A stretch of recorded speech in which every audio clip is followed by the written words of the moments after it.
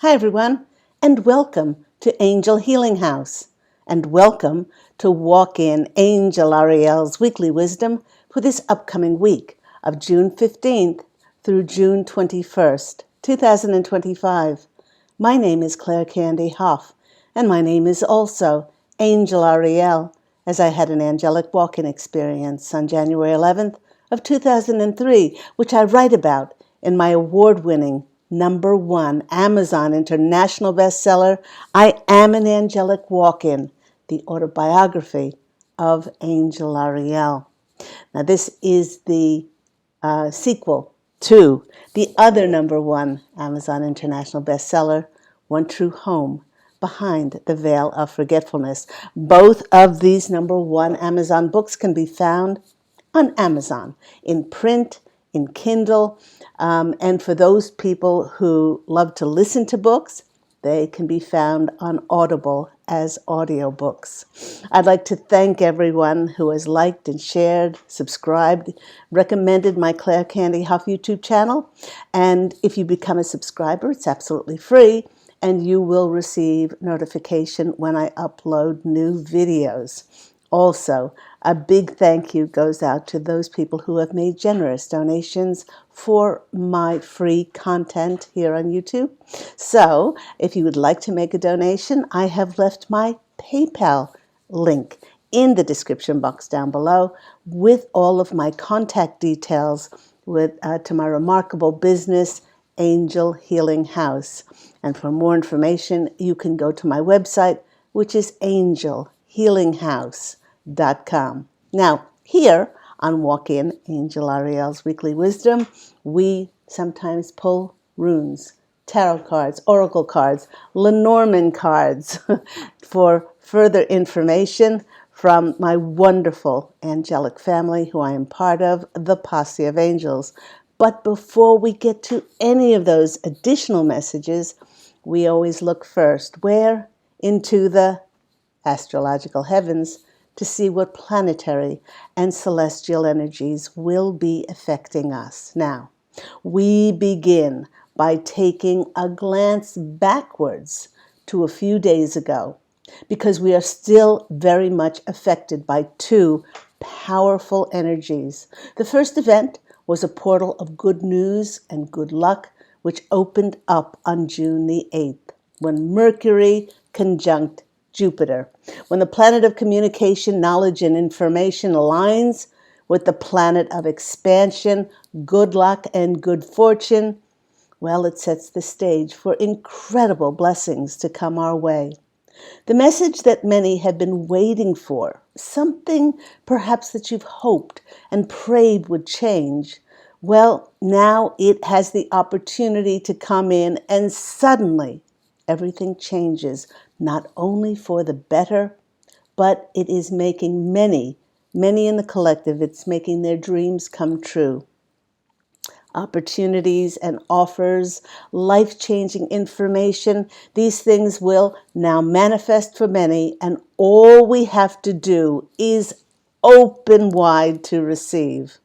The second event last week was the fiery Sagittarius full moon, and it occurred on June the 12th. Now, Sagittarius increases our passion and our great appetite for life, and it may just be the shakeup that we need to get and go on more adventures, to get out of our comfort zone and curiously explore the world to discover more. Now, here come the Posse of Angels. They're suggesting that to work best with this full moon's energy, what do we need to do? It will be of greatest benefit to unapologetically be ourselves. Drop whatever pretense that exists that we have to perform to a certain set of standards or to fit into roles that were never, ever truly ours in the first place. Once we free ourselves, liberate ourselves from our expectations, we then feel free. We make space for things to shift. Now, the Posse of Angels is assuring us that because we are shifting within, then our timelines start to shift externally. And for many in the collective, it does feel amazing. Coming up in a few days on June 17th, we have Mars, the fiery planet of willful determination, entering thoughtful, organized, practical Virgo. For those who have felt a bit lackluster in the getting things done categories of life, now this energy will help us to focus, declutter our homes, go through our pantries, and cultivate new, healthier things like our eating routines. Think of it as spring cleaning for the summer. This highly efficient energy will help us to clean up even the apps and clutter on our phones and our laptops. And the Posse of Angels is sharing that we don't have to rush this cleaning and decluttering energy because it will be with us for around another 5 or 6 weeks to help us drive us into taking action and to being more productive. Coming up on June 18th, Jupiter will square Neptune. And like most squares, this one will cause a bit of friction, a bit of irritation, for it will give many an opportunity to confront any inherited beliefs that might include things like prejudices and preconceptions that really no longer resonate with who we have become. Jupiter and Neptune will expose limitations where we may have unknowingly become stuck.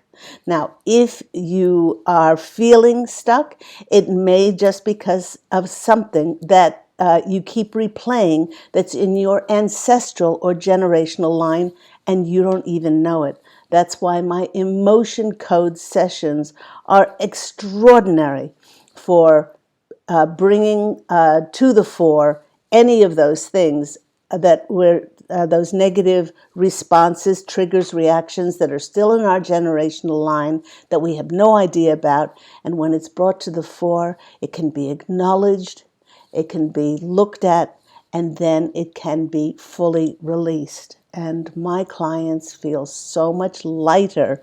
They feel so much more peaceful, and they feel so much more calm after their sessions. And many of them who have had sessions with me like a year, 2, 3 years ago, this is not a quick fix thing, but it's a long term where you put to rest those ancestral and generational line triggers. For more information, please go to my website, which is angelhealinghouse.com. So Jupiter and Neptune will expose these limitations where we have unknowingly become stuck. It does this by helping us to clear the fog and aligning us with our deeper truths, choosing a path that reflects who we now have become. Then, coming up on June 20th, we have a double whammy when the sun waves a fond farewell to Taurus the bull and a big hello to Cancer. On the same day, we have the solstice, and happy birthday to all you crabs out there. The word solstice actually means sun stands still, and it signals a major turning point in the sun's cycle when it marks the beginning of less light for each day in the northern hemisphere and increased light in each day in the southern hemisphere. Even though Cancer is most often associated with deep emotions, things like our home, our families, gratitude, self-care, setting of intentions for our season ahead, Cancer is one of those cardinal signs along with Libra, Capricorn, and Aries, and as such, it is an initiator. It's time to honor our feelings, initiating us to take action, to step forward and venture into new territory that means a lot to us. This is exactly what the Posse of Angels and I mentioned when we said that the Sagittarius full moon was ushering in a time to reignite our passion, our joy, shake things up in our lives, go on more adventures, and to curiously explore ourselves in the world. Then on June the 24th, we have a Jupiter cazimi in Cancer. And a cazimi is when a planet sits at the very heart of the sun, which amplifies its positive guidelines and its positive qualities. Jupiter aligning with the sun not only brings inspired ideas and it brings abundance our way, but it also expands our ability for greater emotional wisdom and for nurturing growth relating to our home, to our family. Doesn't have to be our biological family, it could be our soul tribe, and for our personal development. It's a time when many in the collective may feel a new spark inside to bring forth new endeavors, new projects. And with Cancer's initiator energy, not just dreaming about things now, but going into action to actually make things manifest. Then, on June 25th, we begin a whole new lunar cycle with a new moon in Cancer, which is inviting us to plant new seeds for our heart-centered visions of what we wish would manifest for our new timelines to come. Now, everyone, Cancer invites us to enter a portal of inner observance, for it rules the womb, the waters, our ancestral roots, our safety, and a place where we go to remember who we are.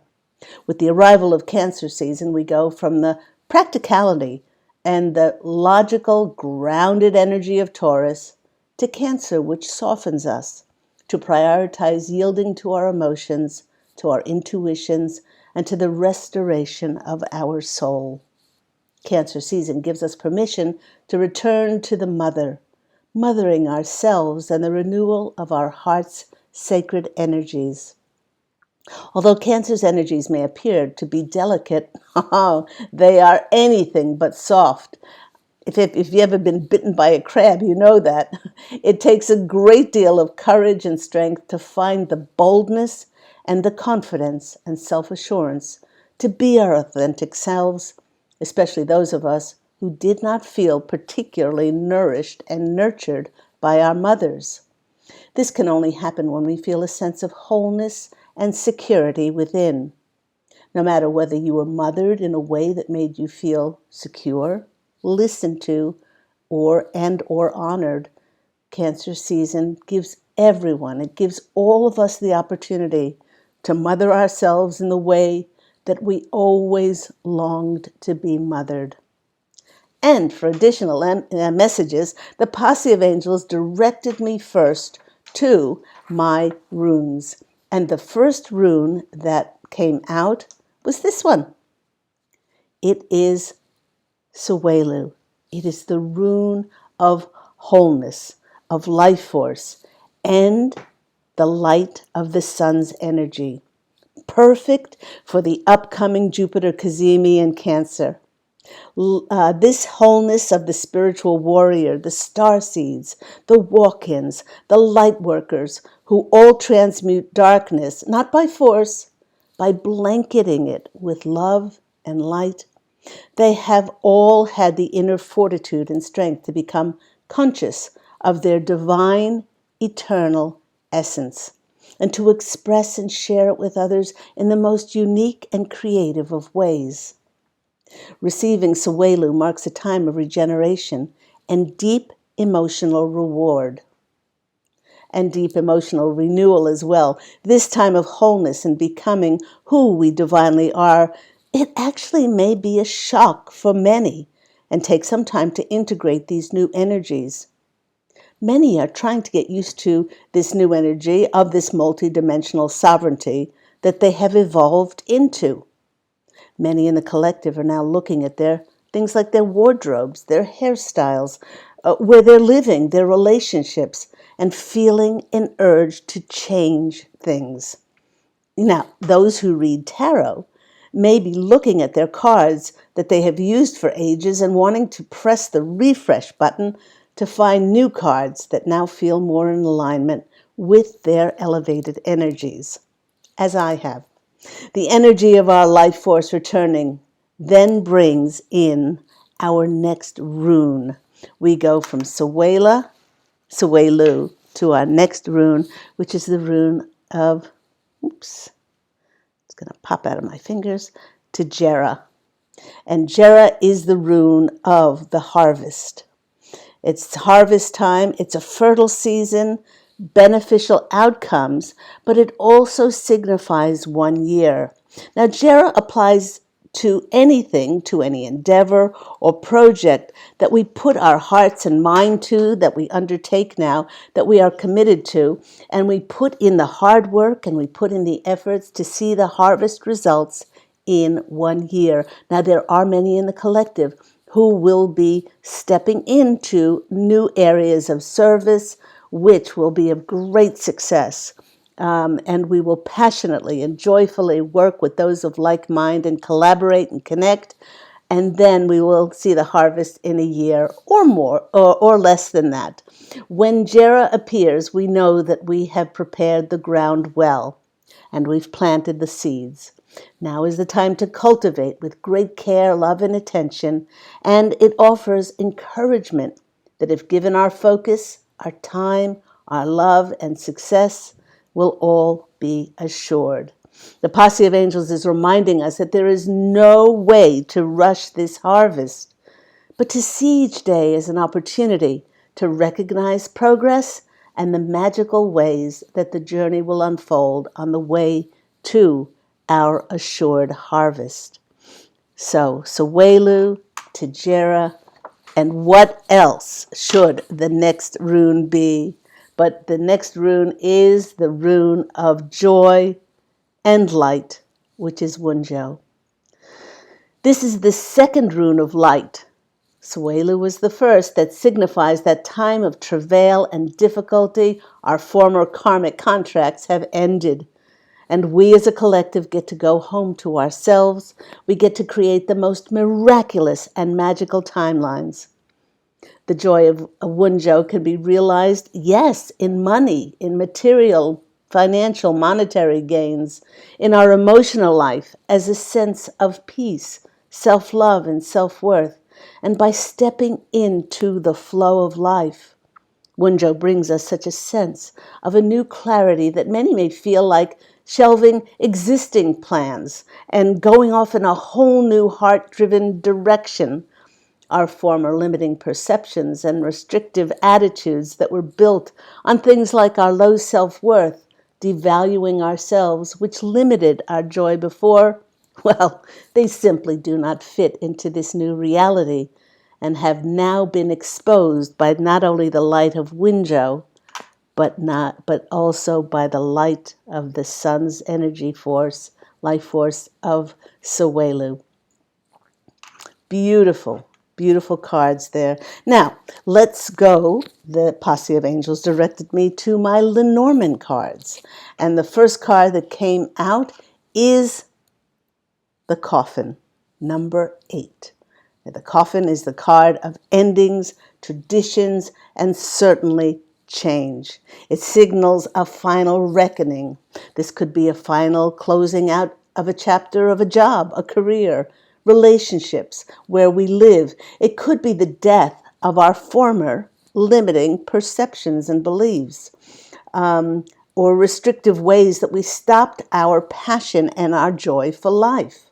The Coffin, very much like the Death card in Tarot, heralds in transformation, which always brings new beginnings and which the collective is experiencing as we have officially entered the fifth dimensional energies, and some of us higher, and are now getting used to working with these heavenly frequencies as we enter our divine, eternal natures. We start to remember that we are divine.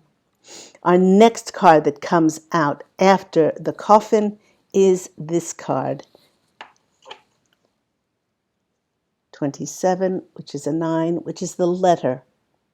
This message that because of the death surrounding or letting go of anything that restricted our passion and joyful life, we then made space for new information and new communication to come in. And this new communication, well, with our next two cards, which I'm going to read together, which are the Heart and the Clover. This is confirmation that this new communication, this new information that's coming in screams that this will bring in committed partnerships, relationships, in business, in romance, in friendships, to help guide us on our path of service in the new era of light here on planet Earth. And of course, because we read Lenormand not card by card, but all as a whole, this luck and these partnerships will then give us the direction, with compass coming in, the direction in which we need to step into to find our next line of service that we will be working in this wonderful golden age here on planet Earth. And it will most undoubtedly be pointing towards our North Node, because this is destined. This is destined to come in, which brings in the ship, which is the card of travel, of embarking on a new journey. What did I say about that full moon in Sagittarius? Going on more adventures. New horizons will be explored, new connections to people, new people to meet, and wonderful new experiences to help your heart grow and expand in joy, curiosity, and to discover more, as I mentioned before. Beautiful Lenormand cards. Let's finish off with an absolutely, speaking about wanting to get new tarot decks, a delicious deck is Divine Feather Messenger, and 3 cards came out. Firstly, we have the proud peacock, and the peacock reminds us of our inherited wisdom that is emerging now for us to access our divine eternal natures, to access and to listen to as we enter into this time of evolved rebirth. Trust that your wise soul is now guiding you into your new life by holding the highest vision of yourself, and then the highest vision of your new life can then manifest for you. The next card that comes coming out. Secondly, we have yet another confirmation about empowering beneficial partnerships coming in with this card, the crane. And it says, because these relationships are destined, they will not only be supportive and loving, but many of them will come in to collaborate for a win-win situation for long-term success. When these new connections appear, what the posse of angels are saying, they're reminding us that with these new partnerships, these new connections, to tap into our intuitions. And if we feel intuitively urged to do so, then take that leap forward to create that perfect and, in some cases, life-changing unions. As I've mentioned before in my videos, many of these are going to be not only unions, but reunions, as we have been with them before, many of them, in the former golden era on this planet of Atlantis. Finally, we have a very fortuitous card, which is the goose. Just the other day, I was driving in the countryside, and I saw a large community of geese assembled in a field by a lake. And right through the middle of the geese marched, could have been a mother or a father goose, with a string of adorable baby goslings following them. Geese appear when we're about to have a reunion with our community, our soul tribes, about to start on a new quest that reflects our deeper desires and our greatest joys, as was reflected in the rune Wunjo. And even though it may seem impossible, all signs point to travel, harmonious, aligned communications that fulfills us now and gives us a great sense of belonging and a great fulfillment. Just think of the goose that laid the golden eggs. A great affirmation is, I now embark on my true quest, and I open my heart to my deepest wish fulfillment. I hope that's been helpful for everyone. Do remember that Walk in Angel Ariel's Weekly Wisdom airs every week on Saturdays. And I am wishing everyone an absolutely beautiful week. Go out and fashion an absolutely beautiful life for yourself. I'm wishing you love and As always, angel blessings, and I look so forward to speaking with you again next week. If you want to find out any more about my services, please do go to my website, which is angelhealinghouse.com. Bye, everyone.